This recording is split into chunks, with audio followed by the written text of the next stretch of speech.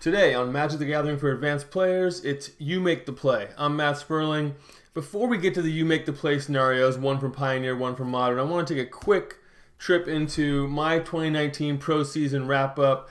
Had a year that I'm proud of, want to kind of share. For those of you who care about, the pro play and following my comings and goings, this will be interesting. If not, skip ahead to where you see a game state. You can get right into that action.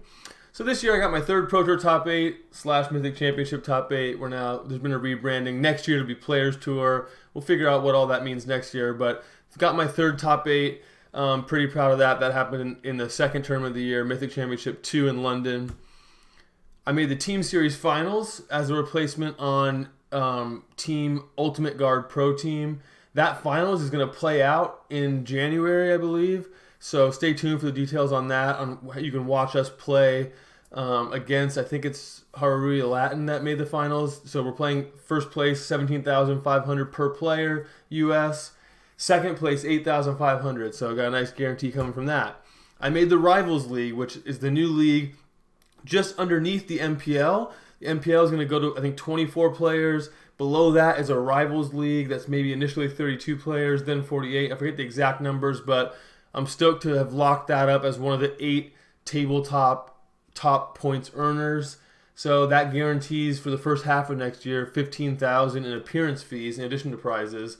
So that means I've locked up already from the Team Series Finals and the Rivals League over $20,000 in guaranteed prizes first half of 2020. That'll be nice, certainly offset costs and then some. So I'm pumped about that. Really, like I said, just excited to share that I had a good year that I'm proud of in 2019. Obviously, part of what I'm proud of as well is that I've launched this channel to bring some of the insights and techniques that I use to you guys. Kind of my mindset here, it really is free access, coaching, discussion about different comings and goings in the community, whether it's the ban list video I'm doing or whatever else, and then a lot of this, you make the play, deck choice, all different kinds of strategic decisions. So I'm excited about that. Expanded my CFB writing in 2019 to include not just the typical articles and sick of it's that I like. So on Channel Fireball, you can look at my content there. I'm also writing a lot more of like kind of on the beat, writing reaction to news bannings that happen, new tournament series and OP announcements. So expanding my writing for CFB. So proud of 2019, looking forward to 2020.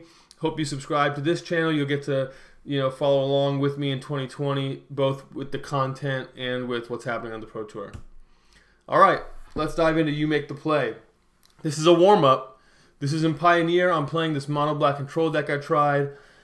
My opponent's at 9 with no cards in hand, threatening lethal a couple different ways next turn, both with creatures, and they have the cut in the graveyard that can just drain me out for black, and 3 since I'm at 3. So I untap, I draw Liliana Last Hope. My graveyard is Pack Rat, Gray Merchant of Asphodel, Gifted Aetherborn, and Pack Rat the second. You can see my board here and my Rankle that I just untapped with. So pause the video. If you want to look at the deck list, I tweeted it out on my Twitter account at Sick of It, but deck list not super relevant, although it could be. But if you're just curious, check that out. Pause the video. See, take as much or as little time as you want to think about what you would do, how you would play it. All right, for those of you who paused the video and gave it a shot, welcome back. For those of you who just want to dive into the discussion, here it is. So here, it looks like, it'd be nice if I could Gray Merchant, but I've got, 6 lands, and that would cost 8 mana to Liliana, get back Gray Merchant, and drain my opponent. So initially, I have 3 life, I could draw a couple cards with Underworld Connections, but it turns out Nykthos here is really doing extra duty here. If I just tap 2 swamps, activated Nykthos, that would be 6, plus the 3 would be 9. That's already enough to go Liliana, get back Gray Merchant the opponent for lethal. Or if I play Liliana first, I can make even more mana. Then Nykthos taps for 8. That's enough to bring back the Gray Merchant and have 3 mana left over. So in this spot, you got to recognize Nykthos with Underworld Connections. Generates a lot of black mana. Pop Liliana out. Okay, if this was the warm-up, hope you found that lethal play. If not, I hope you at least had a good line of thought on what the second best play was. Let's get to board 2, which is more interesting and more in-depth. So board 2, this is from Canister's stream, one of the better streams out there if you're interested in high-level play. And he's playing Modern here, the Modern Challenge from Saturday. And in this tournament, he played this Urza deck with Gilded Goose and Oko, playing against a cat copy, the Saheeli Rai Feldar Guardian combo. And the opponent here has spent their turn playing Birds of Paradise, Arkham's Astrolabe, and Oko. And then they made our Urza into an Elk to cut down on the amount of mana that we have available. We being Canister. Canister's untapped. Oko on 6, draws Emery. Second Urza in hand, possible to cast here with, the making of food, calculating the thing. Engineer Explosives, possible to cast here at different amounts. Emery certainly can be played. And then, what do you do on the board? How do you use your Oko? What do you attack? Do you attack? What's going on? So pause the video. Again, take as much or as little time as you want, as you find fun and helpful to figure out what you would do. And then when you're done with that, push play again. Okay, for those of you who paused it and gave it a shot, welcome back. I think it's more fun to try it and see what you come up with. And again, some people are going to want to spend 2 seconds, first impression. Other folks are going to want to spend a few minutes and figure out the deep dive. Let's get into discussion and do a little bit of a deep dive ourselves. So in this kind of complicated game state, one thing I would coach players I'm coaching or you watching, there's a feeling to get overwhelmed here. There's so many different abilities, so many things going on. And when you get overwhelmed, you got to identify that's the feeling you're getting and not just do your first instinct, but start to, okay, how do I step back and focus on what matters? And for me, that process really is thinking about what matters most. If there's too much to think about, maybe I can at least come up with the top 2 things that are most important in this game state.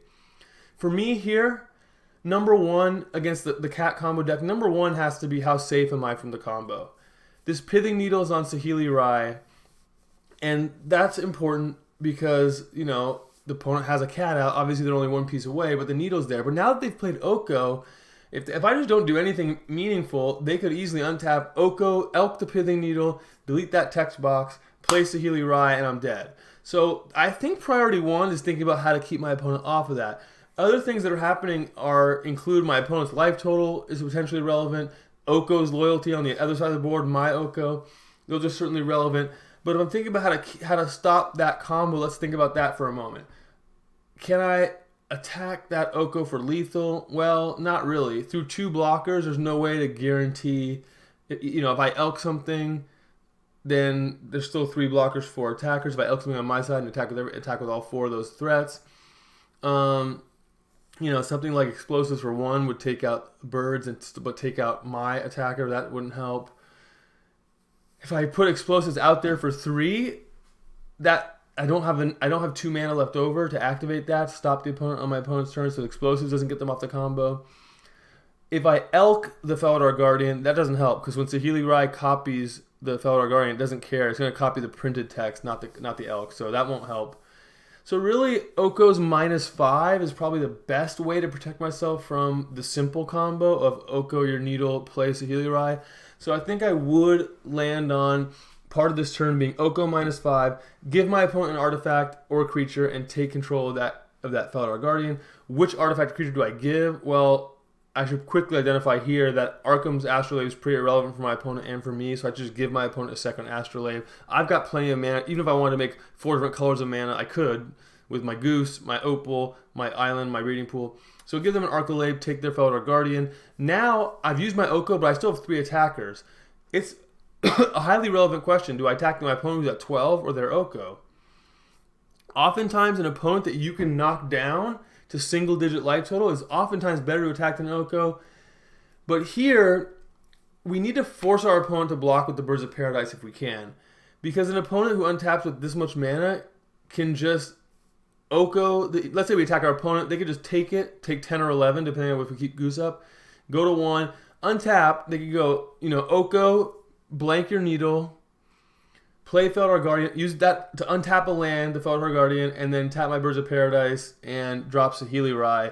So in order for us to force them to have a land, in order to do that, they have to land a second Guardian and Saheeli Rai. That's a lot less likely than having another Guardian and Saheeli Rai. We want to get that bird off the table or the Oko off the table. Attacking everything onto Oko forces the opponent to block with, if they want to keep their Oko, they would have to block with both the Quaddle threatening our Oko, that's now on 1, and the Birds of Paradise. So I know there's a lot going on here, but let's just talk through, what am I focused on? And if you can pick up, the more percentages you can pick up, the likelier you are to get to this spot. So I'm just going to talk. I know that this may seem like a lot. We're going to chip away at it one piece at a time. Attacking Oko with 3 creatures that are 3 power means that it's going to need 2 blocks are going to need to be made. And remember, we already took that Feldar Guardian and gave them an Astrolabe. So Coatl is going to block Construct more than likely, and then Birds of Paradise would have to chump block, or the opponent's going to say, okay, my Oko's gone. But now that Pithing Needle is still sitting there, looming large.